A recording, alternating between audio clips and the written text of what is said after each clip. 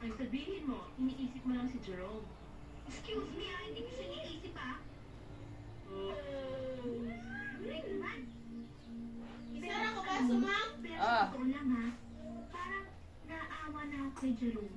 Uy, sabi ko nga ba eh. May gusto ko sa kanya. Ayaw mo lang Ito pong umingin. ganito tag-itlog. Ikaw talaga, Init Trisha. ka na, Hindi ka bundok marunong doon, sumunod yun sa ang promise nagbuas. natin. Ano yung promise natin? Di ba promise natin Init na hindi ka, natin papasin yung magkais na yun? Pero, alam mo, Akira, parang naawa na rin ako kay John Boy eh. Isa ka pa, kaya ni Trisha. Bakit ano naman ang gusto mong gawin namin? Sa gaganda natin ito maging tomboy lang tayo hanggang buhay. Tumboy. Oo nga.